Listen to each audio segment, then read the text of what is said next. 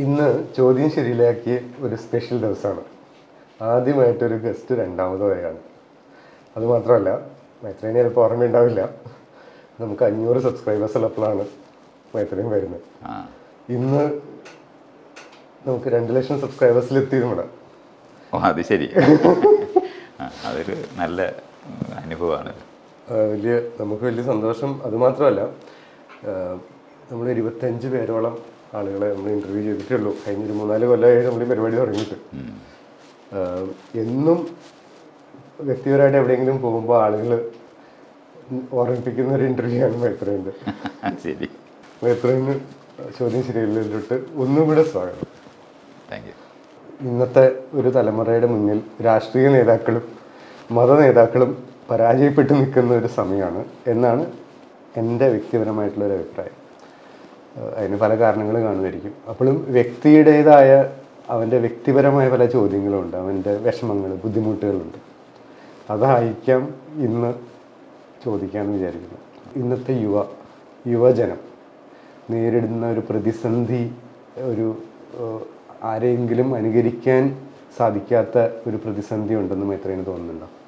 ശരിക്കും അവർക്ക് ഈ ഒരു പ്രതിസന്ധി അനുഭവിക്കുന്ന ചോയ്സസ് കൂടിയതിൻ്റെ ലോകമാണ്. അങ്ങനെ അത് മനസ്സിലാക്കണം. ധാരാളം എക്സ്പോഷർ ഉണ്ട് ഇന്ന്. ഞാനൊക്കെ വളരുന്ന സമയത്ത് നമ്മൾക്ക് വളരെ കുറച്ച് എക്സ്പോഷേഴ്സ് അങ്ങനെയുള്ളു. ചോയ്സസ് എന്ന് പറയുന്നത് വീട്ടുകാർ തരുന്നത് തന്നെ ഇല്ലല്ലോ. നമ്മളെന്താണ് പഠിക്കേണ്ടത്, എന്ത് ചെയ്യണം, ആരെ വിവാഹം കഴിക്കണം, എങ്ങനെ ജീവിക്കണം, ഇതെല്ലാം നിർണയിച്ചപ്പെട്ട ഒരു സമൂഹത്തിനകത്തായിരുന്നു ഞാനൊക്കെ ജനിച്ചു വളർന്നത്. അപ്പോൾ അതുകൊണ്ട് അന്ന് ഈ പ്രതിസന്ധി അനുഭവിക്കുന്നത് ഈ പറഞ്ഞ കാര്യങ്ങൾ ചെയ്യാൻ കഴിയാതായി പോയ ഒരാളുണ്ടെന്നുണ്ടെങ്കിൽ അവർ അനുഭവിക്കുന്ന കുറച്ച് പ്രതിസന്ധികളാണ്. ബാക്കിയുള്ളവരുടെ ജീവിതം നിർണീതമാണ്, ഡിറ്റർമിൻഡായിരുന്നു. ഇപ്പോൾ നമ്മൾ ഈ ജനാധിപത്യ പൗരബോധം ഉണ്ടാകുന്ന ഒരു സമൂഹം ഉണ്ടാകണമെന്ന് ആഗ്രഹിച്ച് അതിനുള്ള കാര്യങ്ങളൊക്കെ സംസാരിക്കപ്പെടുകയും, പക്ഷേ പഴയതുപോലുള്ള രൂപീകരണ ലോകങ്ങളുമാണ് ഇപ്പോഴും നിൽക്കുന്നത്.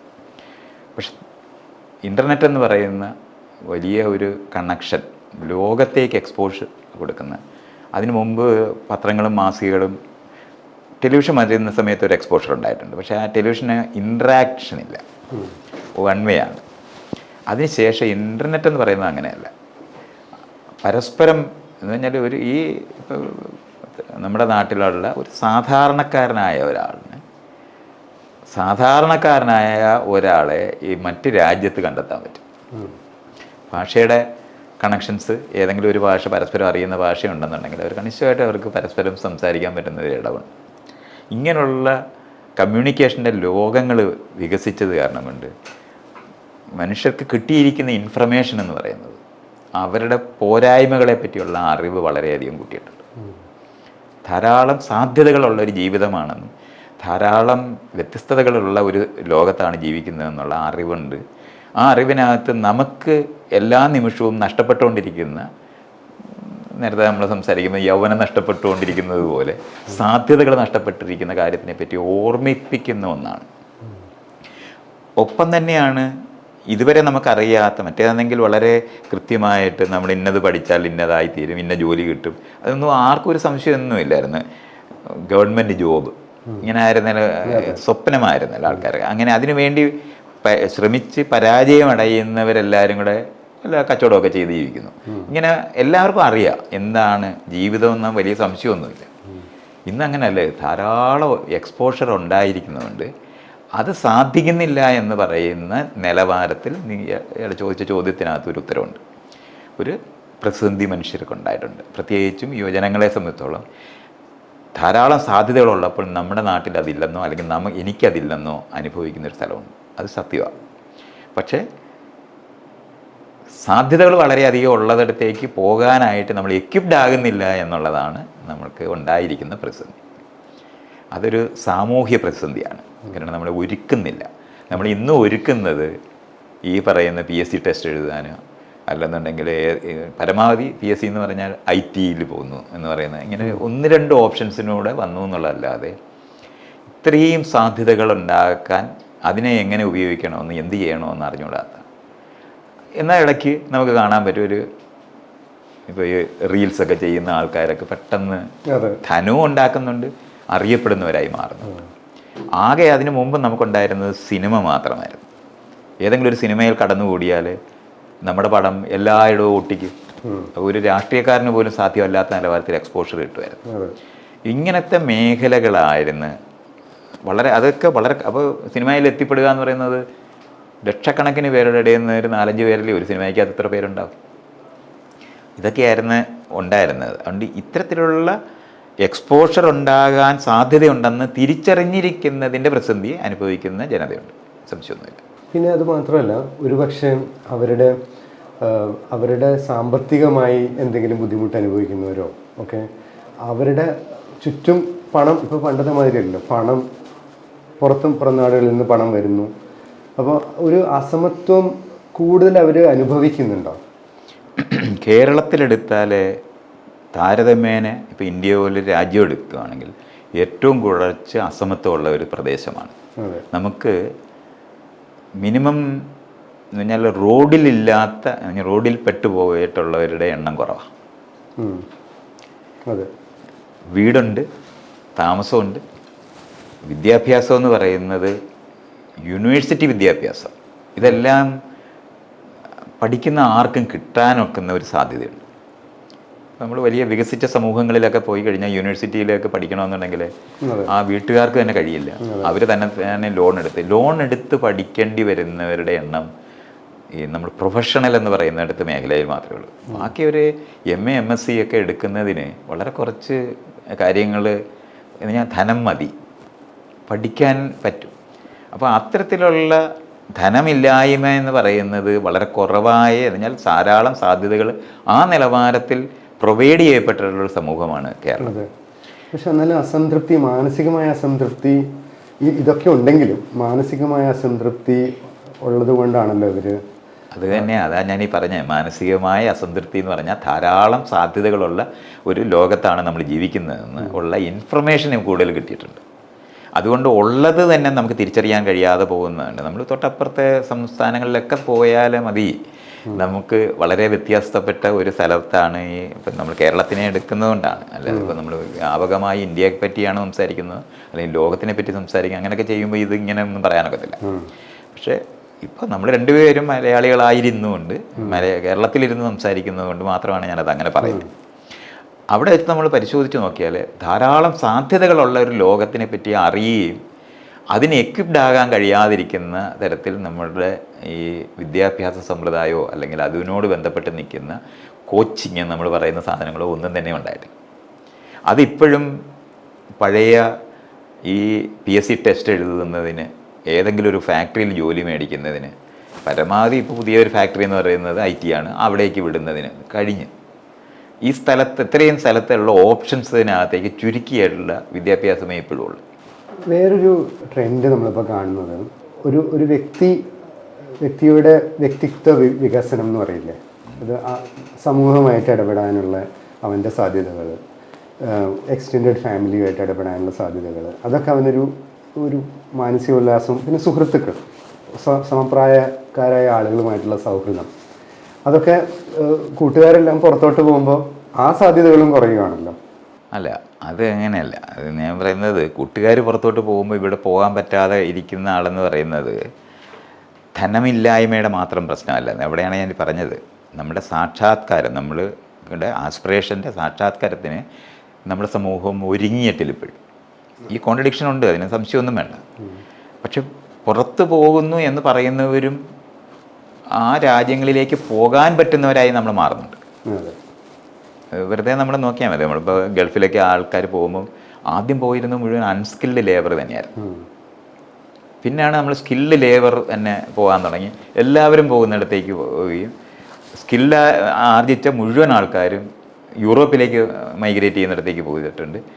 ഇന്ന് ലോകം വ്യാപകമായി പോകുന്നിടത്തേക്ക് വന്നിട്ടുണ്ട്. പക്ഷെ അത് കേരളത്തിൻ്റെ സവിശേഷത മാത്രമല്ല.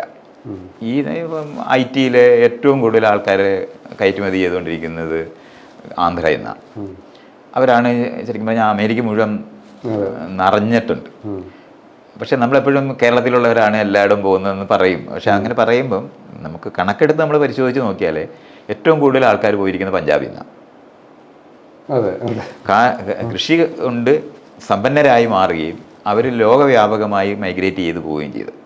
അവർ ഓസ്ട്രേലിയയിലായാലും കാനഡയിലായാലും അമേരിക്കയിലായാലും എല്ലാം ഏറ്റവും കൂടുതൽ പഞ്ചാബിൽ നിന്ന് പോയ ആൾക്കാരാണ്. ഇതിന് ശേഷം രണ്ടാമത്തെ ആ തരത്തിലൊരു ബൂം ഉണ്ടായിരിക്കുന്നതിനകത്ത് ഏറ്റവും കൂടുതൽ പോയിരിക്കുന്നത് ആന്ധ്രയിൽ നിന്നാണ്. പിന്നീട് എന്താണ് കന്നഡയിൽ നിന്ന് പോകുന്നുണ്ട്. ഇതിനൊക്കെ ശേഷമേ കേരളത്തിൽ നിന്ന് പോയിട്ടുള്ളൂ. പക്ഷെ അപ്പോഴും നമ്മൾ പറയുന്നത് കേരളത്തിലെ യുവജനങ്ങൾ എല്ലായിടത്തും ഇവിടെ നിൽക്കാൻ പറ്റാത്തതുകൊണ്ട് ഓടിപ്പോകുന്നു എന്ന് പറഞ്ഞാൽ ഇത് ഒരു പൊതുവായ കാര്യമാണ്. അവരെ നമുക്ക് എങ്ങനെ പ്രാപ്തരാക്കാൻ കഴിയും? അതായത് പുറം നാടുകളിലൊക്കെ പോയിട്ടും ഇവിടുത്തെ പഴയ സാഹചര്യങ്ങൾ അനുഭവിച്ചിട്ടുള്ള ആളുകൾക്ക് ഇത് വളരെ വ്യക്തമായിട്ട് മനസ്സിലാവും. ഇവിടെ ചെറിയ എന്തെങ്കിലും കച്ചവടമൊക്കെ ചെയ്തോ അല്ലെങ്കിൽ എന്തെങ്കിലും ജോലിയൊക്കെ ചെയ്ത് സന്തോഷമായിട്ടും സുഖമായിട്ടും ജീവിക്കാൻ പറ്റുന്നൊരു നാട് തന്നെയാണ് കേരളം. പക്ഷെ ഇത് എന്തെങ്കിലും വിധത്തിൽ അതിനുള്ളൊരു ബുദ്ധിമുട്ടുകൾ യുവാക്കൾക്ക് ഉണ്ടാവുന്നതുകൊണ്ടായിരിക്കുമല്ലോ ഈ ഒരു അസംതൃപ്തി ഉണ്ടാവുന്നത്. അല്ല, അവിടെ ഞാൻ ഈ പറഞ്ഞത് നമ്മളുടെ അതൊരു കേരളത്തിന്റെ സവിശേഷ പ്രശ്നമായിട്ട് നമ്മൾ കാണരുതെന്ന് അങ്ങനെ കൂടെ അത് മനസ്സിലാക്കേണ്ടതുണ്ട്. കേരളത്തിൽ മാത്രമായിട്ടല്ല, ഇന്ത്യ മൊത്തം എടുത്താലും അത് വിദ്യാഭ്യാസത്തിന്റെ രീതി കൊണ്ടാണ്. നമുക്ക് സെൽഫ് എക്സ്പ്ലോറേറ്റ് ചെയ്ത് തന്നെത്താനെ ഒരു കാര്യം ഞാനൊരു 20 വർഷം പഠിച്ചു കഴിഞ്ഞാൽ പഠിച്ച ആളിന് എന്ത് ചെയ്യണമെന്ന് അറിയണമല്ലോ. അങ്ങനെയാണല്ലോ വിദ്യാഭ്യാസത്തിനെ പറ്റി നമ്മൾ സങ്കല്പിക്കുന്നത്. പക്ഷേ നമ്മുടെ വിദ്യാഭ്യാസ സമ്പ്രദായം മറ്റുള്ളവർക്ക് നമ്മളെ ഉപയോഗിക്കാൻ വേണ്ടിയാണ് നമ്മളെ ഉണ്ടാക്കുന്നത്. അതുകൊണ്ട് ആരെങ്കിലും വിളിച്ച് ജോലി തന്നാൽ മാത്രമേ നമുക്ക് ഈ 20 വർഷത്തെ പഠനം കൊണ്ട് പറ്റുള്ളൂ. അവരുടെ സാച്ചുറേഷൻ ഉണ്ട്, അത് നമ്മളെ കാണേണ്ടത്. ഇന്ന് മൈത്രേയനോട് പ്രധാനമായിട്ടും ചോദിക്കാൻ ഉദ്ദേശിക്കുന്ന ചോദ്യം ഇതാണ്. അതായത് പൊതുവെ വർഷങ്ങൾക്ക് മുമ്പ്, ദശാബ്ദങ്ങൾക്ക് മുമ്പ് സമൂഹത്തിൻ്റെ പ്രതീക്ഷകളും സമൂഹത്തിൻ്റെ സിറ്റുവേഷനിൽ നിന്നൊക്കെ മാറി സ്വന്തമായി എക്സ്പ്ലോർ ചെയ്ത് ഇന്നും ജീവിക്കുന്ന ഒരാളാണ് മൈത്രേയൻ. ഈ ഒരു മൈത്രേയൻ മനസ്സിലാക്കിയ ഒരു സെൽഫ് എഡ്യൂക്കേഷൻ ഉണ്ടല്ലോ, സ്വന്തം സാധ്യതകളെ പറ്റി മനസ്സിലാക്കുകയും സമൂഹമായിട്ട് ഇടപെടുകയും ചെയ്ത് അതിൽ നിന്ന് ഇന്നത്തെ യുവാക്കൾക്ക് എന്ത് പഠിക്കാൻ കഴിയും എന്നുള്ളതാണ് ഇന്ന് നമ്മൾ എക്സ്പ്ലോർ ചെയ്യാൻ ഉദ്ദേശിക്കുന്ന ഒരു പ്രധാന കാര്യം. അത് ശരിക്കും പറഞ്ഞാൽ ഇപ്പം ഞാൻ പറയുന്ന കാര്യങ്ങൾ ഇപ്പം റീസെൻ്റായിട്ട് കഴിഞ്ഞ ഒരു 10 വർഷമായിട്ടിരുന്ന് സംസാരിക്കുകയെന്ന് പറഞ്ഞാൽ ഒരു 40 വർഷത്തെ വ്യത്യസ്തമായ ഒരു പഠന രീതി ഉപയോഗിച്ച് മനസ്സിലായ കാര്യങ്ങളാണ് പറയുന്നത്. ആ പറയുന്ന കാര്യം അതിന് ശരിക്കും പറഞ്ഞാൽ നമ്മുടെ ഒരു സാമൂഹ്യമായ സ്ട്രക്ചറിലായിട്ട് കൊണ്ടുവരാനായിട്ടുള്ള രാഷ്ട്രീയവും സാമൂഹികവുമായ പ്രവർത്തനം ചെയ്യേണ്ടതുണ്ട്. അത് ഞാൻ ഈ ജീവിതം കൊണ്ട് കുറച്ച് ചെയ്തിട്ടുണ്ട്. പക്ഷേ ഇന്നിപ്പോൾ ഉള്ള ഒരു ക്ലാരിറ്റി, ഇപ്പം ഞാൻ എന്ത് ചെയ്യണം, എങ്ങനെയാണ് ജീവിക്കേണ്ടതെന്നൊക്കെ ഞാൻ പറയുമ്പം അതിനുള്ള സാഹചര്യം ഒരുക്കുന്ന തരത്തിൽ രാഷ്ട്രീയ സാമൂഹ്യ ബലമുണ്ടാക്കി ട്രാൻസ്ഫോം ചെയ്യേണ്ടതുണ്ട്. അതിനുള്ള ഇനി ഞാൻ ജീവിതം കൊണ്ട് സമയമുണ്ടോ എന്നൊരു സംശയമുണ്ട്. എനിക്കിപ്പോൾ ആകെ ചെയ്യുന്നത്, ഞാൻ ഈ മനസ്സിലായത് പരമാവധി മറ്റു ആളുകൾക്ക് പറഞ്ഞു കൊടുത്തിട്ട് നമുക്ക് ഇങ്ങനെ പല സ്പേസസ് ഉണ്ട് ഓപ്പൺ ചെയ്യാൻ എന്ന് പറയുന്ന പ്രവൃത്തിയിലാണ് ഞാനിപ്പോൾ ഉള്ളത്. അപ്പോൾ അത് സ്ഥിരം പഠിപ്പിച്ചുകൊണ്ടിരുന്നിടത്തു നിന്ന് വിട്ടുപോയി ആർജിച്ച അറിവുകൾ തന്നെയാണ്, സംശയമൊന്നുമില്ല. എല്ലാവരും ഞാൻ ഈ പറയുന്നത് പോലെ മാറി ചെയ്യേണ്ട കാര്യമില്ല, സിസ്റ്റം മാറ്റിയാൽ മതി. അതെ, പക്ഷേ ഒരു വ്യക്തിയെ സംബന്ധിച്ചിടത്തോളം സിസ്റ്റം മാറാനായിട്ട് അവന് കാത്തിരിക്കാൻ കഴിയും, പറ്റത്തില്ല. അത് സിസ്റ്റം മാറ്റുന്ന പ്രവൃത്തി തുടരേണ്ടതുണ്ട്. അതാണ് ഞാൻ പറയുന്നത്. അതുകൊണ്ട് ഇപ്പം ഞാൻ ജീവിച്ച രീതികളോ കാര്യങ്ങളോ ആളുകൾ ആവർത്തിക്കേണ്ട ആവശ്യമില്ല. ഞാനിപ്പോൾ ഈ ചെയ്ത രീതിക്കകത്തു നിന്ന് കിട്ടിയിട്ടുള്ള അറിവുകൾ ഞാൻ പങ്കുവെക്കുമ്പോൾ അത് പുത്തൻ സിസ്റ്റങ്ങളാക്കി മാറ്റുക എന്ന് പറയുന്ന പ്രവൃത്തി നമ്മൾ ചെയ്യേണ്ടതാണ്. അതൊരു രാഷ്ട്രീയ പ്രവർത്തനമാണ്. ഞാൻ മൈത്രേയനോട് ചോദിക്കാനുള്ള പ്രധാന കാരണം, മൈത്രേയൻ കഴിഞ്ഞ തവണ സംസാരത്തിന് ശേഷം, അത് ഇൻ്റർവ്യൂവിൽ ഷൂട്ട് ചെയ്തിട്ടില്ലാത്തൊരു കാര്യമാണ്, പക്ഷെ ഞാൻ മൈത്രേയന് ഓർമ്മയുണ്ടോയെന്ന് അറിയില്ല. ഞാൻ അവസാനം മൈത്രേയനോട് ചോദിച്ചു, മൈത്രേയൻ്റെ കയ്യിൽ പണമുണ്ടോ, ഓർമ്മയുണ്ടോ? മൈത്രേയൻ എന്നോട് പറഞ്ഞ കാര്യം ഞാൻ ഇന്നും അത് ഓർക്കുമ്പോൾ എനിക്ക് ഞെട്ടൽ വരും. കാരണം പണമില്ലെങ്കിൽ എവിടെയെങ്കിലും ഇരുന്ന് മരിക്കട്ടെ എന്നുള്ള ഒരു സാധാരണ ഒരു മനുഷ്യന് അങ്ങനെ അവൻ്റെ ബേസിക് ആയിട്ടുള്ള ആവശ്യങ്ങളല്ലേ, ഭക്ഷണം, അവൻ്റെ നാളത്തെ ഭക്ഷണത്തെ പറ്റിയും നാളെ എവിടെ കിടന്നുറങ്ങുന്നു എന്നതിനെ പറ്റിയും ഈ പ്രായത്തിലും ഒരുപക്ഷെ ചിന്തിക്കാത്ത ഒരാൾ അതെങ്ങനെ ചിന്തിക്കാൻ കഴിയുന്നു? അതേസമയം എല്ലാ സുഖ സൗകര്യങ്ങളോടും കൂടെ ഇവിടെ ജീവിക്കുന്ന ഒരു കുട്ടി അവന് ഇവിടെ സംതൃപ്തി ഇല്ലാതെ ജീവിക്കുന്നു. ഇതിൽ കാണുന്നൊരു വൈരുദ്ധ്യം ഉണ്ടല്ലോ. അത് ഞാനത് ആർജിച്ചതാ. അയാൾ ഈ പറയുന്ന പോയിന്റ് എന്ന് പറയുന്നത് സാമൂഹികമായ ഇൻവെസ്റ്റ്മെൻ്റാണ് ഞാൻ ചെയ്തത്. ആളുകൾ ഇൻവെസ്റ്റ്മെൻ്റ് എന്ന് എപ്പോഴും പറയുമ്പോൾ ധനം കൊണ്ട് മാത്രമുള്ള ഇൻവെസ്റ്റ്മെൻറ്റാണ്, അല്ലെന്നുണ്ടെങ്കിൽ വിദ്യാഭ്യാസം കൊണ്ടുള്ള ഇൻവെസ്റ്റ്മെൻറ്റാണ്. ഇത് രണ്ടെണ്ണമാണ് നമ്മളെപ്പോഴും ബാർഗെയിൻ. അപ്പം പണം കൊടുത്ത് നമുക്കൊരു കാര്യം ചെയ്യാം, അല്ലെങ്കിൽ നമ്മളിലുള്ള വിദ്യാഭ്യാസം കൊണ്ട് നമുക്കൊരു സ്കില്ല് ഡെവലപ്പ് ചെയ്ത് അത് കൊടുക്കാം. ഞാൻ എൻ്റെ ചുറ്റിനുമുള്ള മനുഷ്യരുടെ ജീവിതത്തിലും നടത്തിയ ഒരു ഇൻവെസ്റ്റ്മെൻ്റ് ഉണ്ട്. ഓരോ സമയങ്ങളിൽ ഓരോ സ്ഥലങ്ങളിൽ ജീവിക്കുന്ന സമയത്ത് ഞാൻ താമസിച്ചിരുന്ന എല്ലാ സ്ഥലത്തും, നിങ്ങൾക്ക് വെറുതെ ഞാൻ ആർക്കെങ്കിലും താല്പര്യം ഉണ്ടെങ്കിൽ നോക്കാവുന്നതാണ്. ഇപ്പം ഞാൻ തൃശ്ശൂരൊരു 3 വർഷം ജീവിച്ചിട്ടുണ്ട്. ബാക്കി വാടകയ്ക്ക് താമസിച്ചിരുന്ന മുഴുവൻ തിരുവനന്തപുരത്താണ്. ഞാൻ താമസിച്ചിരുന്ന വീടും അതിന് ചുറ്റുപാടുമുള്ള ആളുകളെ ആർക്കും ഇൻ്റർവ്യൂ ചെയ്യാവുന്ന ആ ആളുകൾ ഇന്നും എൻ്റെ ജീവിതത്തിനകത്ത് തുടരുന്നുണ്ട്. ഞാൻ ഈ താമസിച്ച സ്ഥലങ്ങളിലല്ല.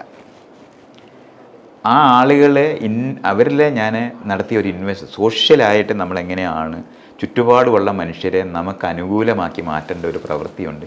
ഞാൻ ചെയ്തിരുന്ന എല്ലാ പ്രവൃത്തികളും ആളുകളെ സംബന്ധിച്ചോളം അവർക്ക് അംഗീകരിക്കാൻ കഴിയാത്തതായിരുന്നു. പക്ഷേ അങ്ങനെ ഞാൻ ചെയ്യുന്ന സമയത്തും ഞാൻ എന്നോട് യോജിപ്പില്ല എന്ന് പറഞ്ഞുകൊണ്ട് തന്നെ ഞാൻ നിലനിൽക്കണമെന്ന് ആഗ്രഹിക്കുന്നവരായിട്ട് ഞാൻ ആ ആളുകളെ മാറ്റിയിട്ടുണ്ടായിരുന്നു. അങ്ങനെ അത് സാമൂഹ്യമായി നമ്മൾ ഒറ്റയ്ക്കല്ല, ചുറ്റുപാടുമുള്ള നമുക്ക് ആവശ്യമുള്ള ആളാണെന്ന് തിരിച്ചറിഞ്ഞായിരുന്നു ഞാനത് ജീവിച്ചിരുന്നത്. അതിന് ഞാനൊരു അതിൻ്റെ ഒരു പ്രോസസ്സ് പറയുകയാണെങ്കിൽ, വാടകയ്ക്ക് എടുക്കുന്ന വീടുകൾ 90% 11 മാസത്തേക്കായിരുന്നു വാടകയ്ക്ക് തരുന്നത്. ഒറ്റ വീടാണ് ഒരു ആദ്യ കാലങ്ങളിൽ എനിക്ക് എക്സ്റ്റെൻഡ് ചെയ്ത് 2 വർഷത്തേക്ക് തന്നതായിട്ടുള്ളത്. ബാക്കി എല്ലാ 10-ാം മാസം ആകുമ്പോഴത്തേനും അവർ പറയും ഒഴിഞ്ഞേരണം. വാടക കറക്റ്റായിട്ട് കൊടുത്തിട്ടുള്ള ആളാണ്. ഒരിക്കൽ ഒരു ദിവസം താമസിച്ചിട്ടില്ല. അങ്ങനെ താമസിക്കാതിരിക്കുമ്പോഴും ആൾക്കാർ 10-ാം മാസം എന്നോട് പറയും ഈ വർഷം ഒഴിയണം. ഞാൻ ഒരിക്കലും അവരോട് എന്തുകൊണ്ടാണ് നിങ്ങൾ എനിക്ക് വീട് തരാത്തതെന്ന് ചോദിച്ചിട്ടില്ല. ഇതെന്തുകൊണ്ടാണ് ഞാൻ പോകണമെന്ന് പറയുന്നത് എനിക്കറിയാം. കാരണം ഞാൻ എൻ്റെ വീടെന്ന് പറയുന്നത്, എൻ്റെ വീടെടുക്കുന്ന സമയത്ത് ഞാനും ജയശ്രീയും കൂടെ ചെല്ലുന്നു, വീടെടുക്കുന്നു.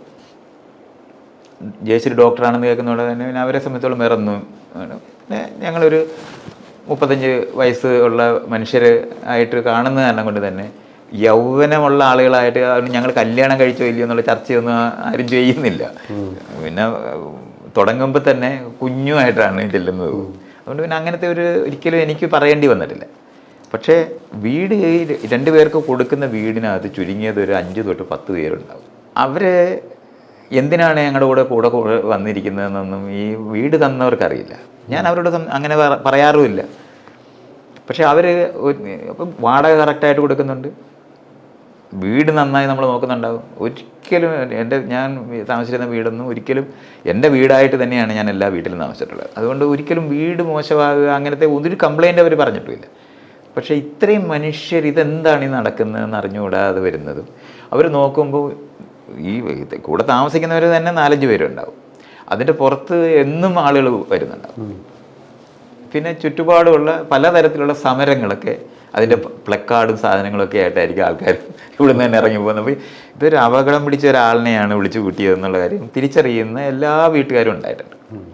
അപ്പോൾ അവർ പറയും, ഇത് എന്നോട് പറയേണ്ട കാര്യം, വാടക തരാതെ താമസിപ്പിക്കുമോ ഇങ്ങനെയൊക്കെ ചെയ്ത ഒരു ഇത് പറയേണ്ടതുണ്ട്. ഇതിങ്ങനെ പറയാമെന്നെ ഇല്ലാത്ത കാരണം കൊണ്ട് അവർ ഒഴിഞ്ഞേരണമെന്നേ പറഞ്ഞിട്ടുള്ളൂ. അപ്പോൾ ഞാൻ അന്നൊന്നും ഈ വീട്ടുകാരോട് ഞാൻ ഒഴിയത്തില്ല എന്ന് പറഞ്ഞിട്ട് അതുകൊണ്ട് ഒരു 4-5 വീടെങ്കിലും ഞാൻ മാറി താമസിച്ചു. ഈ സമയത്ത് ജയശ്രീയുടെ അമ്മയും അച്ഛനും എൻ്റെ കൂടെ വരണ്ടേ, ഞാൻ അവർക്ക് അസുഖവും വരികയും ഒരാൾക്ക് ആക്സിഡൻറ്റ് ഉണ്ടാവുകയൊക്കെ ചെയ്ത കാരണം കൊണ്ട് അവരെൻ്റെ കൂടെ വന്ന് താമസിക്കുന്നത്. 2 വീട് മാറിക്കഴിഞ്ഞപ്പോൾ അവർ പറഞ്ഞ് ഞങ്ങൾ എവിടെയെങ്കിലും ഒരു വീട് വെച്ച് താമസിക്കുക, നിങ്ങളുടെ കൂടെ ഇങ്ങനെ പറ്റില്ല എന്ന് പറഞ്ഞു. അവർക്കിങ്ങനെ മാറാനായിട്ട് കഴിയുന്നില്ല. നമ്മുടെ പെട്ടികളിലാണ് സാധനങ്ങളെല്ലാം ഇരിക്കുന്നത്.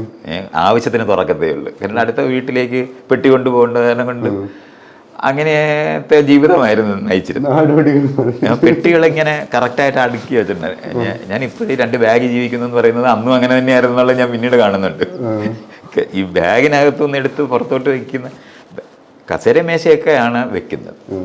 അപ്പോൾ ഈ ഒരു രീതിയിൽ പോയിക്കൊണ്ടിരുന്ന സമയത്താണ് ഇവരിങ്ങനെ വീട് വെച്ച് എന്നിട്ട് ആകെ എന്നോട് പറഞ്ഞ ഒരു വരിയാണ്, കനിയെ ഞങ്ങളുടെ ജീവിതത്തിൽ നിന്ന് കൊണ്ടുപോക്കളയല്ലേ.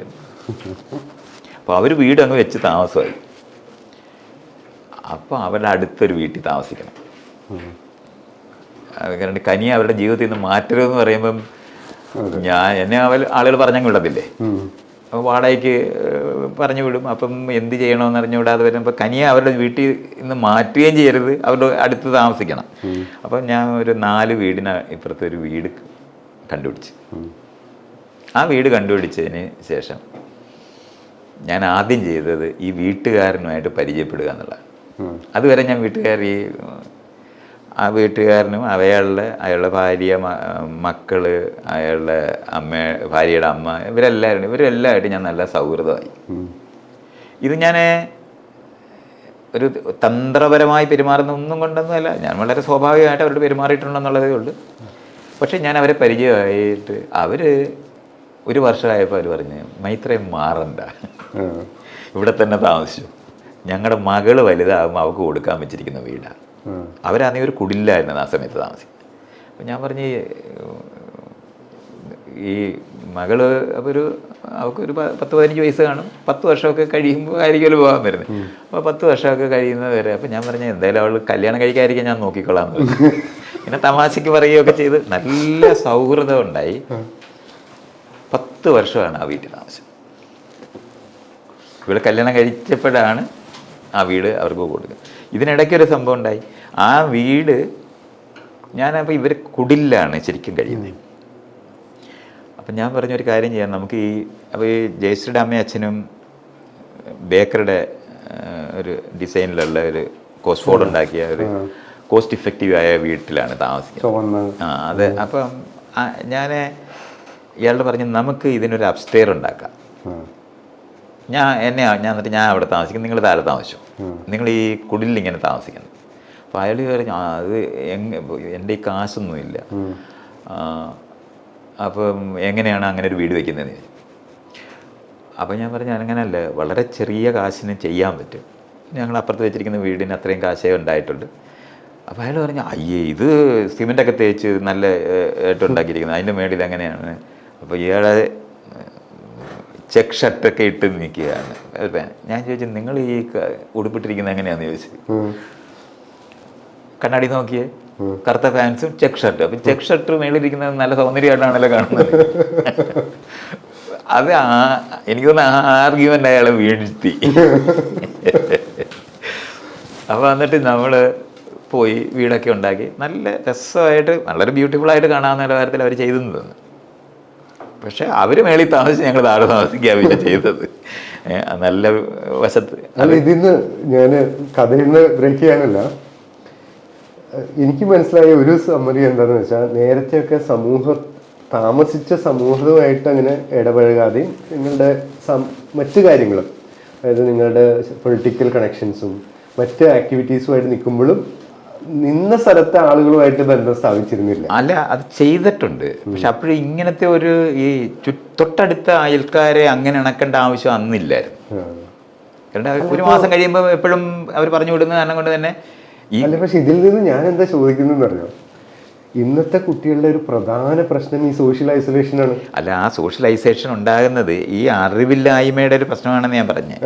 ഞാനിത് ചെയ്ത് എന്താണ് എൻ്റെ ജീവിതം കൊണ്ട് ഞാൻ പഠിച്ചു എന്ന് പറയുകയും നാട്ടുകാരോട് പറയുന്നത്, ഈ ചുറ്റുപാടുമുള്ള ആളുകളെ ഞാൻ ഈ വീട്ടുകാരനെ ഒരു ഉദാഹരണമായിട്ട് പറഞ്ഞതാണ്. അവരെന്നെ മാറണ്ട എന്ന് പറയുന്നത് പോലെ തന്നെയാണ് ആ ചുറ്റുപാടുമുള്ള ആൾക്കാരെല്ലാം. അവർക്ക് ആശുപത്രിയിൽ പോകേണ്ട ആവശ്യം വരും, കളക്ടറേറ്റിൽ പോകേണ്ട ആവശ്യം വരും, വില്ലേജ് ഓഫീസിൽ പോകേണ്ട ആവശ്യം വരും, ഹോസ്പിറ്റലിൽ പോകേണ്ട ആവശ്യം, ഇതിലുള്ള കാര്യങ്ങളിലെല്ലാം എന്നോട് വന്ന് പറയുമ്പോൾ ഞാൻ അവരുടെ കൂടെ പോകും. ഇത് സ്വാഭാവികമായും ചെയ്യുന്ന ഒരു കാര്യമായിരുന്നു. അതുകൊണ്ട് ഞാൻ ചെയ്യുന്ന കാര്യങ്ങൾ ശരിയല്ലെന്ന് എല്ലാവർക്കും അറിയാം. അവരുടെ ശരികൾ വെച്ച് നോക്കുമ്പോൾ ശരിയല്ല. പക്ഷേ അവർ ഇങ്ങനെ ഇപ്പം കടകളിലെല്ലാം എന്നെ ഡിസ്കസ് ചെയ്യും. അതെ. അപ്പോൾ പറയും അയാള് ശരിയല്ല പക്ഷേ എന്ന് പറയും. പക്ഷേ എന്താ പറഞ്ഞാൽ അവനെ കൊണ്ട് ഞാൻ ആശുപത്രിയിൽ പോയി എന്നുള്ള കാര്യം എന്നെ ഓർമ്മ വരും. അപ്പോൾ ഇതുപോലുള്ള ഇടപെടലുകളുമായിട്ട് ബന്ധപ്പെട്ട് ഈ ചുറ്റുപാടുമുള്ള മുഴുവൻ ആൾക്കാരും എൻ്റെ കൂടെ ഉണ്ടാവും. അപ്പം ഞാൻ ഈ ഓടി വരുന്ന കമിതാക്കൾ താമസിക്കുന്ന സ്ഥലമാണ്.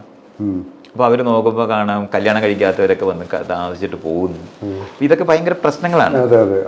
ആ അതിന്നും അങ്ങനെ തന്നെയാണ്. നമ്മൾ അങ്ങനെ വിചാരിക്കുന്ന പോലെ അത്ര എളുപ്പമൊന്നുമല്ല.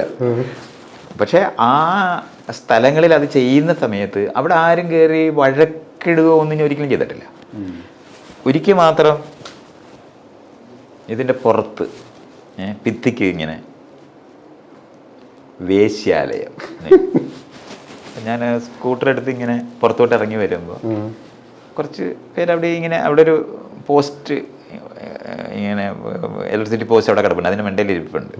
ഇങ്ങനെ എഴുതി. അപ്പം ഞാനിങ്ങനെ നോക്കി വെച്ച് പറഞ്ഞ് ആ കറക്റ്റ് പേരാണ് എന്ന് പറഞ്ഞിട്ട് ഞാൻ അങ്ങ് ഓടിച്ചു പോയി. ആ ഓടിച്ചു പോയി കഴിഞ്ഞിട്ട് ഞാൻ തിരിച്ചു വരുമ്പോൾ ഇത് വൈറ്റ് വാഷ് ചെയ്ത് വൃത്തിയാക്കിയിട്ടുണ്ട്.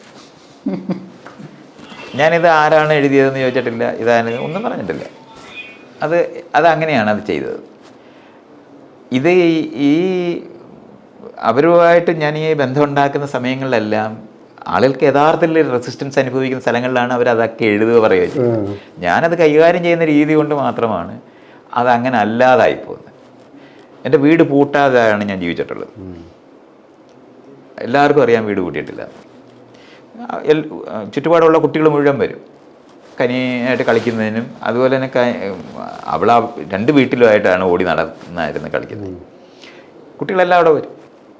ഒരിക്കൽ ഞാൻ വരുന്ന സമയത്ത് അപ്പം വീടിനകത്ത് വിലപിടിപ്പുള്ളതെന്നൊക്കെ പറയാനായിട്ട് നമുക്ക് ഉണ്ടായിരുന്ന അവസാന ഞാൻ പണിയൊക്കെ നിർത്തുന്നതിനൊക്കെ സമയത്തൊക്കെ കമ്പ്യൂട്ടറുണ്ട് എന്നുള്ളതല്ലാതെ അതിന് മുമ്പ് ടേപ്പ് റെക്കോർഡർ, ചെറിയൊരു ടേപ്പ് റെക്കോർഡർ, ഇങ്ങനെയൊക്കെയുള്ള 1-2 സാധനമേ ഉള്ളൂ. അല്ലാതെ ഈ വിലപിടിപ്പുള്ള സാധനങ്ങളൊന്നും സത്യത്തിലില്ല. അതിൻ്റെ കള്ളം കയറിയാലും അത്രയൊക്കെ തന്നെ എടുക്കാനും ഉള്ളു. അതുകൊണ്ട് നമുക്ക് അങ്ങനെ പൂട്ടേണ്ട ഒരു ആവശ്യം വന്നിട്ടില്ല. ഞാൻ ഒരിക്കൽ വരുമ്പോൾ ഈ ഉള്ള ടേപ്പ് റെക്കോർഡർ ഒന്നുമില്ല, ഒന്നും അവിടെ അതിനകത്തില്ല, അതെല്ലാം പോയി. അപ്പം ഞാൻ പുറത്തിറങ്ങിയിട്ട് ആകെ ചെയ്തത് എൻ്റെ ഇങ്ങനെ കുറേ സാധനങ്ങളെല്ലാം പോയി, ആരെങ്കിലും എടുത്താണെങ്കിൽ തിരിച്ചു വെച്ചേക്കണേന്ന് പറഞ്ഞു. ഞാൻ കുറെ കഴിഞ്ഞപ്പോൾ സകല സാധനമായിട്ട് കുറച്ച് കുട്ടികളാണ് വരുന്നത്. അപ്പം അവരവിടെ വന്ന് അതല്ല അപ്പം എന്നിട്ട് ഈ ഇവന്മാരെ എന്ത് ചെയ്യണമെന്ന് എല്ലാവരും കൂടെ ഞാൻ പറഞ്ഞു അവർ ഇവിടെ കളിക്കാനൊക്കെ വരുന്ന കുട്ടികളല്ലേ, അവർ എന്താ പറയുന്നത്, അവർക്ക് കൗതുകം തോന്നി എടുത്ത്, അത്രയേ ഉള്ളൂ. അവിടെ വെച്ച് തീർന്നത്. ഈ ആളുകളെല്ലാം ഞാൻ ഈ ചെയ്യുന്ന ഒരു 100 കണക്കിന് കാര്യങ്ങളുണ്ട് ഇതുപോലത്തെ. എല്ലാ ആളുകളുടെയും ജീവിതത്തിനകത്ത് ഞാൻ ഇടപെടുക എന്ന് പറയുന്നത് അവർക്ക് പ്രയോജനകരമായി മാറുന്നത് വഴിയാണ് ഞാൻ ഈ സാമൂഹികമായി മറ്റ് അവർക്ക് അഭിപ്രായ വ്യത്യാസം ഉണ്ടായിരുന്ന കാര്യങ്ങൾ മറികടന്നു പോകുന്ന തരത്തിൽ എനിക്ക് ജീവിക്കാനും പറ്റിയത്. ഈ ഒരു സ്ഥലമുണ്ട്. അതുകൊണ്ട് ഞാൻ ഈ ജീവിച്ച സ്ഥലങ്ങളിലല്ല, ചുറ്റുപാടുമുള്ള മനുഷ്യർക്ക് ഏതെങ്കിലും നിലവാരത്തിൽ പ്രയോജനമുള്ള ഞാൻ പറഞ്ഞില്ല, അവർക്ക് ഞാൻ ചെയ്യുന്ന എല്ലാ കാര്യങ്ങളോടും വിയോജിപ്പൊക്കെ ഉള്ളവരാണ്, പക്ഷെ പ്രയോജനമുണ്ട് എന്ന് കാണുന്നത്. എനിക്ക് മൈത്രേയൻ പലരും ഈ നമ്മുടെ ആദ്യത്തെ ഇൻ്റർവ്യൂ അത്യാവശ്യം കോൺട്രവേഴ്ഷ്യൽ ഇൻ്റർവ്യൂ ആണല്ലോ. അപ്പം മൈത്രേയൻ എന്നോട് ചോദിക്കും മൈത്രേയൻ എങ്ങനെ ഉണ്ടാവുക എന്നൊക്കെ എന്നോട് ചോദിക്കും. ഞാൻ എല്ലാവരോടും പറയുന്ന ഒരു കാര്യം എന്ന് വെച്ചാൽ വിട്ടുവീഴ്ചയില്ലാത്ത സത്യസന്ധതയുള്ള ഒരാളാണ് എന്നാണ് എനിക്ക് തോന്നിയതെന്നാണ് തന്നെ. അത് ഇപ്പം ഈ ഒരു കാര്യത്തിലും വേശ്യാലയം എന്ന് എഴുതിയല്ലോ, അപ്പം അന്ന് ഇവരെയൊക്കെ കുറെ പേരെ സഹായിക്കുന്ന അതൊന്നും ആയിട്ടില്ല. അതിനു മുമ്പത്തെ കാര്യമായി പറയുന്നത്. യഥാർത്ഥത്തിൽ ലൈംഗിക തൊഴിലാളികൾ ജീവിക്കുന്ന കാലത്തല്ല, അതല്ല അവരെ ഓർഗനൈസ് ചെയ്യുന്നതിന് അതിന് മുമ്പത്തെ കാര്യം മുമ്പാണ്. പ്രണയക്കാർ വരുന്നത് കൊണ്ടാണ്. അല്ല ഞാൻ വ്യത്യസ്തനാണ്, ഞാൻ ഇങ്ങനെ ഇരിക്കുള്ളൂ എന്നുള്ള ഒരു അചഞ്ചലമായൊരു പ്രഖ്യാപനം ഉണ്ടല്ലോ, അതുണ്ട്. അതാണ് ഞാൻ അതിനകത്ത് ഇപ്പം അത് ഒരു നാട്ടുകാർ നേരിട്ട് അനുഭവിക്കുന്ന ഒരു കാര്യമുണ്ട്. വീട് വന്ന് നമ്മൾ താമസിക്കാൻ തുടങ്ങി കഴിഞ്ഞാൽ മിക്കവാറും ഒരു മാസത്തിനകത്തൊരു പിരിവിന് ആൾ വരും. ആ പിരിവ് വരുമ്പോൾ ഞാൻ ഇപ്പോൾ അമ്പലം, പള്ളി അങ്ങനെയുള്ള സാധനങ്ങളെ ഞാൻ പറയും അതിന് ഇല്ല, ഞാൻ ഇങ്ങനെ കാര്യങ്ങൾ ചെയ്യത്തില്ല. നിങ്ങൾ ഇവിടെ ഒരു ആർട്സ് ക്ലബ്ബ് ഉണ്ടാക്കുകയാണെങ്കിൽ ഞാൻ സപ്പോർട്ട് ചെയ്യും, ലൈബ്രറി ഉണ്ടാക്കുകയാണെങ്കിൽ ഞാൻ സപ്പോർട്ട് ചെയ്യും, സാമൂഹികമായി പ്രയോജനമുള്ള എന്തെങ്കിലും കാര്യമാണെങ്കിൽ ഞാൻ സപ്പോർട്ട് ചെയ്യും, അല്ലാത്ത ഒന്നിനും പിരിവ് തരത്തില്ല. ഇത് ഭയങ്കര ഷോക്കിംഗ് ആയിട്ടാണ്. അവരെ സംബന്ധിച്ചോളം പിരിവ് തരത്തില്ലെന്നല്ല, ഏതിന് തരും ഏതിന് തരത്തില്ല എന്ന് പറയും. ആ പിരിവ് ഒരു നാട്ടിലെ ആളുകൾ പിരിക്കുന്നവർ എല്ലാ എല്ലാത്തിൻ്റെയും പിരിവ് അവർ തന്നെയായിരിക്കും. അത് നമ്മളങ്ങനെ മനസ്സിലാക്കണം. ആളുകളെ പോയി എല്ലാ കാര്യത്തിലും ഇടപെടുന്നത് അവർ തന്നെയായിരിക്കും പിരിവുകാർ അവർ തന്നെയായിരിക്കും. അത് രാഷ്ട്രീയ പാർട്ടിക്ക് പിരിക്കാൻ വന്നവരായാലും അമ്പലത്തിന് പിരിക്കാൻ വന്നവരായാലും ഈ സ്പോർട്സ് ക്ലബിന് വരുന്നവരും ഒക്കെ അവർ തന്നെയായിരിക്കും. അതിനൊന്നും വലിയ വലിയ വ്യത്യാസങ്ങൾ, ചെറിയ ഒന്നോ രണ്ടോ പേര് മാത്രം അങ്ങോട്ടും ഇങ്ങോട്ടും മാറും, അല്ലെങ്കിൽ അവർ മാത്രമായിരിക്കും അത് വരുന്നത്. അപ്പോൾ ആ ആളുകൾ അടുത്ത തവണ ആർട്സിന് വരുമ്പോൾ കണിശമായിട്ട് ഞാൻ കൊടുക്കുന്നുണ്ടാവും. അപ്പോൾ ഒരു 6 മാസം കൊണ്ട് 1 വർഷത്തിനകത്ത് ആൾക്കാർക്ക് അറിയാം ഞാൻ ഇന്നത് ചെയ്യും, ഇന്നത് ചെയ്യില്ല. ഇത് വളരെ കൃത്യമായി ഞാൻ ചെയ്തിട്ടുന്ന ഒരു കാര്യമാണ്. അങ്ങനെ അറിയുന്ന കാരണം കൊണ്ട് വീണ്ടും ഈ ചായക്കടയിലെ ഡിസ്കഷനാണ്. സാറിനെ കണ്ട് വെറുതെ അതിനൊന്നും പോകണ്ട, അതൊന്നും അയാൾ ചെയ്യില്ല, നിങ്ങൾ മറ്റേതിനും എല്ലാം പോകും, അയാൾ തരും. ഇത് ആളുകൾക്കറിയാം. അപ്പം നമ്മുടെ നാട്ടിൽ ഇപ്പം നമ്മൾ തെമ്മാടിയാണെന്ന് അറിയപ്പെട്ട് കഴിഞ്ഞാൽ മര്യാദയ്ക്ക് എല്ലാവരും പെരുമാറത്തില്ല. അതുപോലെയാണ് ഞാൻ ശരിക്കും പറഞ്ഞാൽ അങ്ങനെയാണ്. നാട്ടിലെ ആളുകൾ ഇയാൾ കുഴപ്പക്കാരനാണ്, തെമ്മാടിയാണ് എന്നുള്ള കാര്യത്തിൽ ആർക്കും സംശയമില്ല. അത് കാരണം കൊണ്ട് നമ്മൾ ചെന്നാൽ ചായക്കടയൊക്കെ കറക്റ്റായിട്ട് എല്ലാവരും ഇരിക്കും, പഴമൊക്കെ എല്ലാവരും തരും, വെള്ളം എല്ലാവരും തരും. അങ്ങനെയാണത്. ഗുണ്ട നേതാവാകുക എന്ന് പറയുമ്പോൾ പ്രകടമായ ഞാൻ ആളെ സംഘടിപ്പിച്ച് ആരെയും ഉപദ്രവിക്കുക ഒന്നും ചെയ്തിട്ടില്ല. പക്ഷെ ഈ ഗുണ്ടയ്ക്ക് കിട്ടുന്ന സകല സൗകര്യങ്ങളും എനിക്ക് കിട്ടും. കള്ളം പറയേണ്ടി വന്നിട്ടുണ്ടോ? ഉണ്ട്. കള്ളം എപ്പോൾ പറയണമെന്ന് എൻ്റെ ഒരു കൂട്ടുകാരൻ TN ജോയി എന്ന് പറഞ്ഞൊരു കൂട്ടുകാരനുണ്ടായിരുന്നു. കള്ളം പറയാതെ ജീവിക്കുക എന്ന് പറയുന്നതായിരുന്നു ഒരു സമയത്ത് ഭയങ്കര തീവ്രമായി ചെയ്യുന്നതാണ്. പക്ഷേ പൊതുപ്രവർത്തനമൊക്കെ ചെയ്യാൻ തുടങ്ങിയപ്പോൾ നല്ല പണിയായി മാറി. ആ സമയത്ത് കള്ളം പറയാൻ പറ്റുമോ എന്നുള്ളൊരു ഡിസ്കഷൻ ഞാനും ജോയി ഒരു നക്സലൈറ്റ് ആയിട്ടിരിക്കുന്ന കാലത്താണ് ഞാനുമായിട്ട് ജീവിക്കുന്നത്. അപ്പോൾ ആ ചർച്ച വന്ന സമയത്ത് ചോദിച്ച് രാഷ്ട്രീയ പ്രവർത്തനം നടത്തുന്ന സമയത്ത് നമ്മൾ രഹസ്യമായിട്ട് ഗവൺമെൻറ്റിന് അംഗീകാരമില്ലാത്ത ഒരു കാര്യത്തിന് അത് സമരം ചെയ്യാനായിട്ട് പ്രഖ്യാപിക്കുകയൊക്കെ ചെയ്യുന്ന സമയത്ത് നമ്മുടെ പോലീസ് ഫോളോ ചെയ്യും. അപ്പോൾ ഞാനതിങ്ങനെ അപ്പോൾ ജോയി പറഞ്ഞ ഞാൻ എവിടെ ഉണ്ടെന്നൊരു പോലീസുകാരൻ വന്ന് ചോദിച്ചാൽ താൻ എന്ത് പറയും? അപ്പം ഞാനാണെങ്കിൽ സന്യാസത്തിൻ്റെ വശത്തൂടെ കള്ളവേ പറയരുതെന്നൊക്കെ പറഞ്ഞിരിക്കുകയാണ്. പെട്ടെന്ന് ഇയാൾ മുറിക്കകത്തിരിപ്പുണ്ടെന്ന് പറയാനായിട്ട് ഞാൻ പറയാൻ പറ്റത്തില്ലെന്ന് എനിക്ക് പെട്ടെന്ന് മനസ്സിലായി. അപ്പോൾ എന്ന് പറഞ്ഞാൽ നമ്മുടെ സുഹൃത്തിനെ പോലീസ് അന്വേഷിക്കുന്ന സമയത്ത് സത്യം പറയാമോ എന്നുള്ള ചോദ്യമാണ്. അതാ പോലീസുകാർ പോലും ആ സത്യസന്ധത പ്രതീക്ഷിക്കുന്നില്ല. അതിപ്പോൾ അത് പറഞ്ഞുകൂടാ എന്ന്. അപ്പം അവിടെ അങ്ങനെ ഒരു സന്ദർഭം വന്നാൽ കള്ളം പറയാമെന്ന്. അത് വേറൊരാൾക്ക് വേണ്ടി അതെ. എന്നാൽ ഈ സാമൂഹ്യ രാഷ്ട്രീയമായ കാരണങ്ങൾ കൊണ്ട് തന്നെ എല്ലാം തുറന്ന് നിൽക്കുന്ന പോയിന്റ് പറ്റില്ല. അങ്ങനെ ചെയ്യുന്നത് ഇപ്പം ഗാന്ധിയൊക്കെ ചർച്ചയ്ക്ക് വരും. ഞങ്ങളുടെ ഗാന്ധിയുടെ ജീവിതത്തിനെ പറ്റിയുള്ള ചർച്ച, നമ്മളെല്ലാം രാഷ്ട്രീയ സാമൂഹ്യ പ്രവർത്തനം ചെയ്യുന്നവരല്ലേ. അപ്പം ഗാന്ധി ഒരു ഡിസ്കഷൻ പോയിന്റായിട്ട് വരും. അപ്പോഴാണ് ഇത് കാണുന്നത്. അല്ല അയാൾ ആ വീട്ടിനകത്തിരിപ്പുണ്ട് എന്ന് പറയുകയാണെങ്കിൽ അത് ശരിയാവുമോ എന്നുള്ളതാണ്.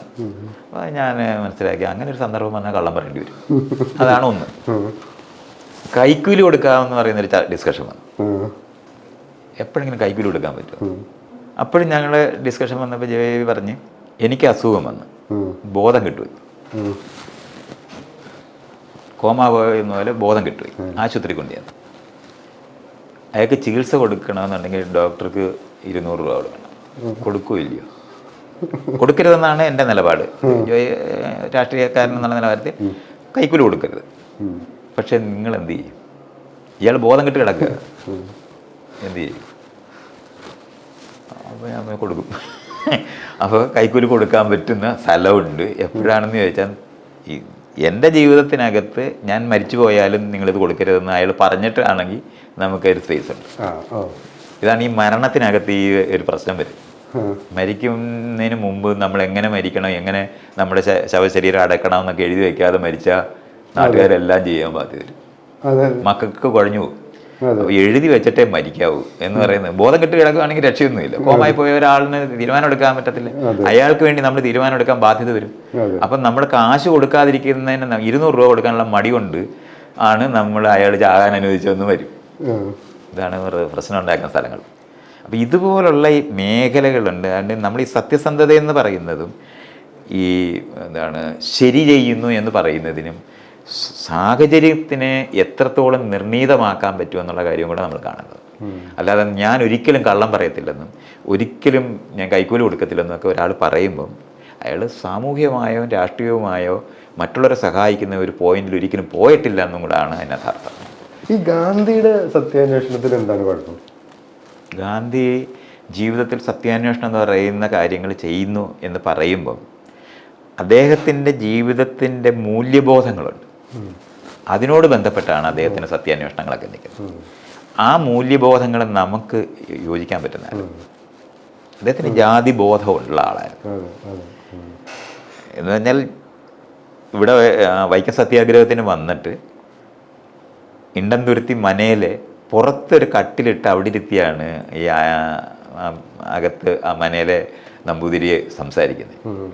ഗാന്ധി നാഷണൽ ആയിട്ട് അറിയപ്പെടുന്ന ഒരാളാണെന്ന് പറയണം. അയാളെ പുറത്തിരുത്തി ചെയ്യുമ്പോൾ അത് സമ്മതിക്കുന്നിടത്താണ് അദ്ദേഹം ഇരിക്കുന്നത്. അത് ചെയ്തുകൂടാത്ത അതുപോലെയുള്ള കാര്യങ്ങളുണ്ട്.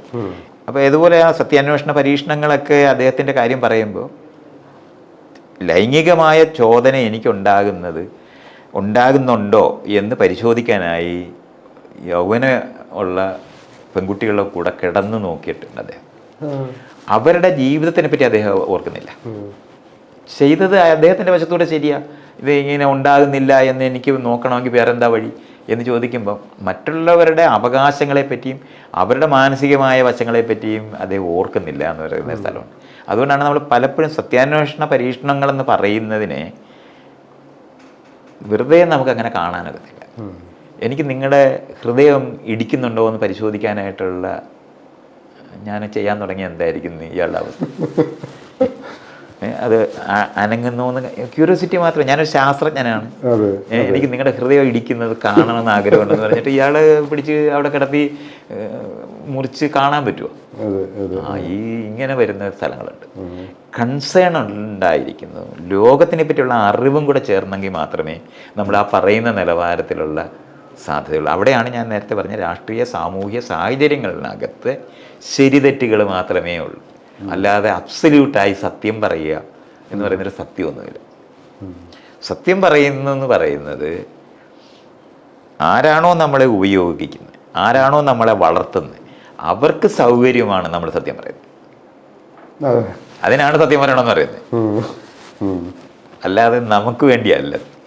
പക്ഷെ നമ്മളോടെങ്കിലും സത്യം പറയണ്ടേ? നമ്മളോട് സത്യം പറയണ്ട. നമ്മൾ സത്യം എന്താണെന്ന് അറിയുന്നവരല്ലേ.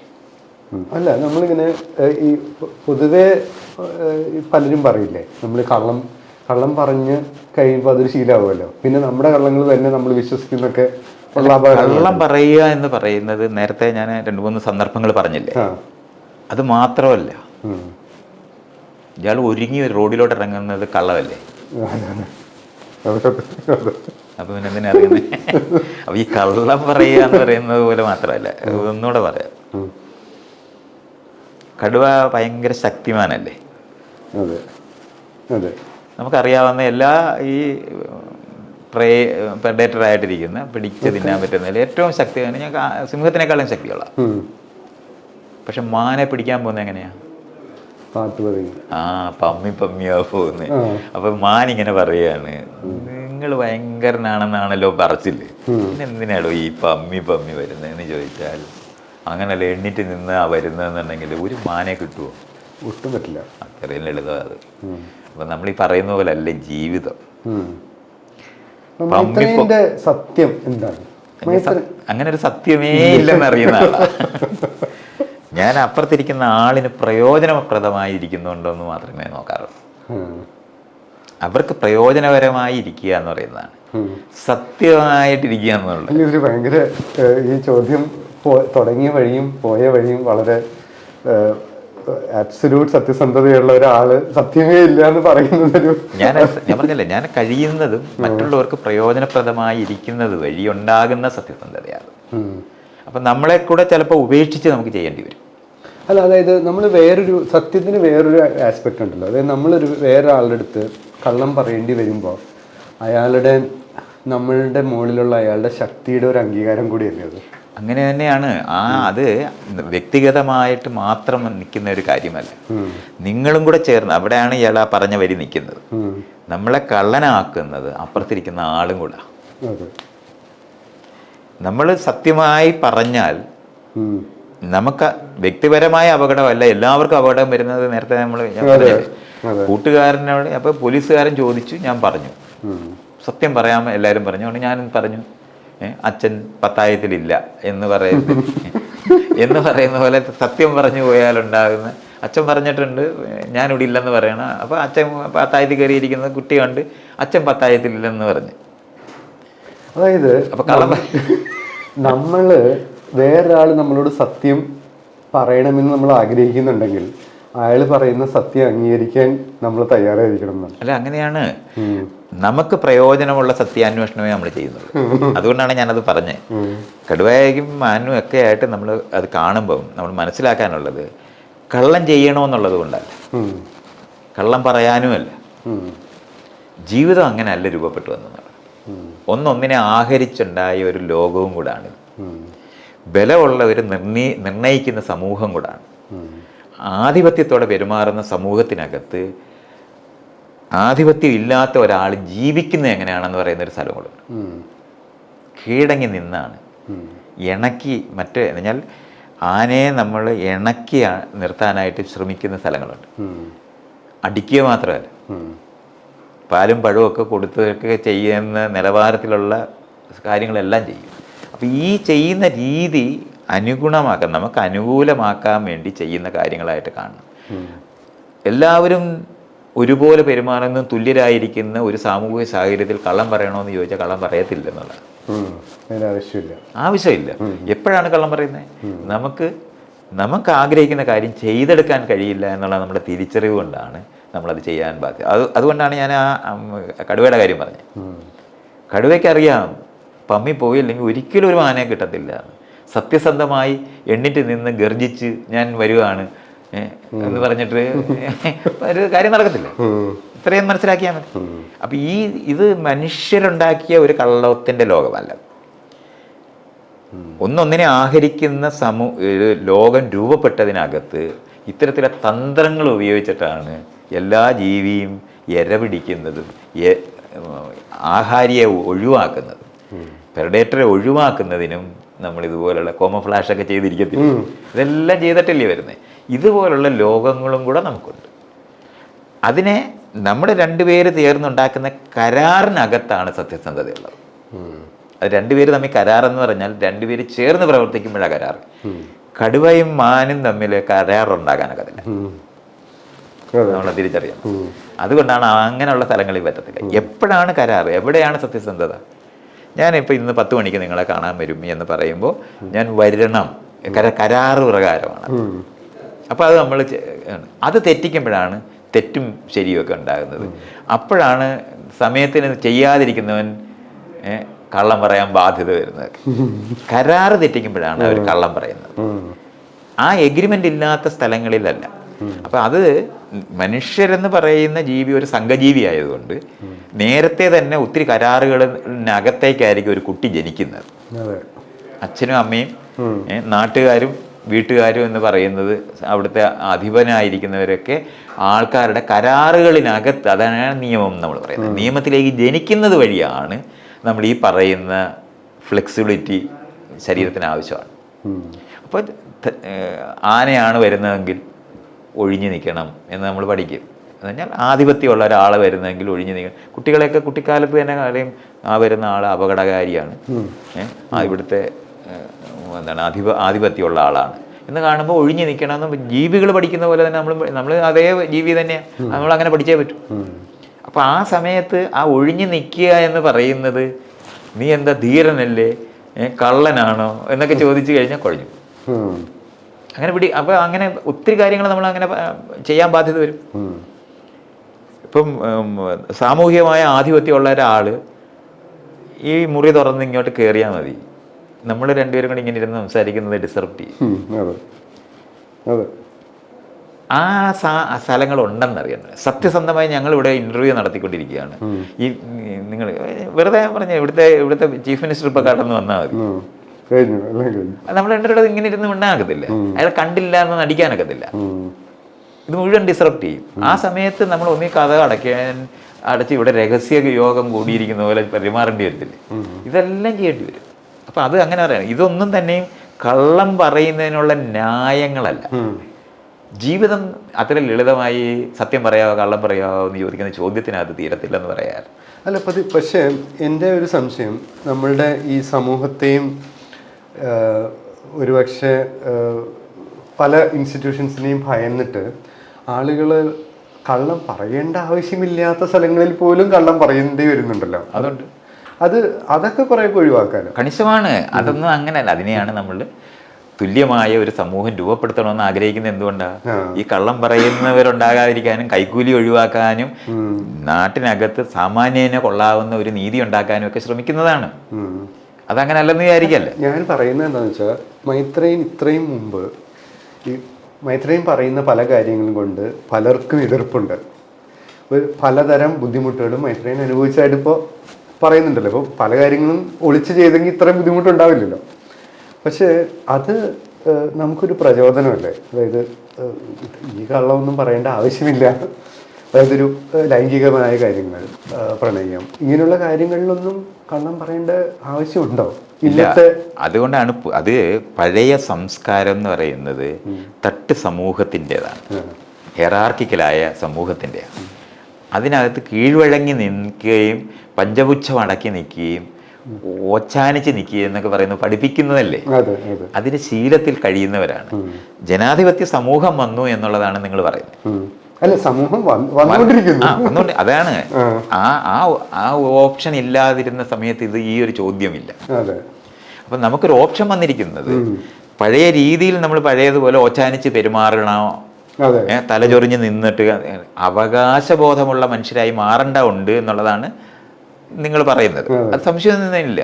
ഈ ട്രാൻസിഷൻ്റെ സമയം കൊണ്ടാണ് ഈ രണ്ട് തരത്തിലുള്ള ജീവിതം വരുന്നത്. ധാരാളം ആൾക്കാർ ഞാൻ ജീവിക്കുന്നത് പോലെ ജീവിക്കരുതെന്ന് പറയുന്നത് അവരുടെ ശീലങ്ങൾ കൊണ്ടാണ്. ഇതാണ് ശരിയെന്ന് അവർക്കറിയാം. അതുകൊണ്ടാണ് എന്ന് പറഞ്ഞാൽ വിനയം. അതുകൊണ്ട് തന്നെയാണല്ലോ ഏറ്റവും കൂടുതൽ എതിർക്കപ്പെടുന്നത്. അതെ, അതുകൊണ്ടാണ് സത്യത്തിനോടുള്ളൊരു ഭയമല്ലേ. അല്ല, അതുകൊണ്ടാണ് അത് പുതിയ സിസ്റ്റം വന്നു എന്നുള്ളത് അറിഞ്ഞിട്ടില്ലാത്തവരാ. അതുകൊണ്ടാ ഞാൻ അവര് കുറ്റം പറയല്ല. നമ്മള് അവർക്കത് അറിയില്ല. അവർക്കൊരു അവകാശമുണ്ടെന്നും ഇങ്ങനെ പെരുമാറേണ്ട ഉണ്ടെന്നും. പണ്ട് അവൻ വലിയ തൻ്റെടിയാണ്, താന്തോന്നിയാണ്, ഇങ്ങനെയാണ് നമ്മൾ പറയുന്നത്. താന്തോന്നി തൻ്റെടി എന്നുള്ള വാക്ക് തൻ്റെ ഇടമുള്ള ആളിനെയാണ്. സ്വന്തമായി ഇടമുള്ള ആള്, സ്വന്തമായ തോന്നലുകളുള്ള ആള്. ഇതൊക്കെ ഇന്ന് മോട്ടിവേഷൻ സ്പീക്കർമാർ പറയുന്ന വരികളാണിത്. പണ്ട് ഇത് അപമാനകരവും മറ്റുള്ളവർ മോശമാണെന്ന് പറയാൻ, അവനൊരു തെമ്മാടിയാണെന്ന് പറയുന്നതിനൊക്കെ ഉപയോഗിക്കുന്ന വാക്കുകളാണ് ഇതൊക്കെ. ഇതാണ് നമ്മൾ തിരിച്ചറിയേണ്ടത്. ഈ മൂല്യം മാറിയെന്ന് അറിഞ്ഞുകൂടാതെ ശീലിച്ചതിന് വിരുദ്ധമായി പെരുമാറുന്നു. നേതാവായിരിക്കുന്ന ആൾ നെഞ്ചു വിരിച്ച് നിൽക്കണം, ബാക്കിയുള്ളവരെല്ലാം ഓച്ചാനിച്ച് നിൽക്കണം. ഇതാണ്. അപ്പൊ ഓച്ചാനിച്ച് നിൽക്കുന്നവൻ നെഞ്ചു വിരിച്ചാൽ തെറ്റാണ്. ഇതാണ് അവർ പറയുന്നത്. പക്ഷേ ഈ എല്ലാവരും കൂടെ ഒരു ദിവസം നെഞ്ചു വിരിച്ചാൽ ഈ മുകളിലിരിക്കണവനൊന്നും ഇറക്കത്തില്ല. അല്ല, അത് വേറെ വിഷയമാണ്. അത് നമ്മൾ ഈ സമൂഹം മാറ്റേണ്ടത് എങ്ങനെയാണെന്ന് പറയുന്നത്. മറ്റേതങ്ങനല്ല. നെഞ്ച് ആര് വിരിക്കണം എന്നുള്ളതാണ് ചർച്ച.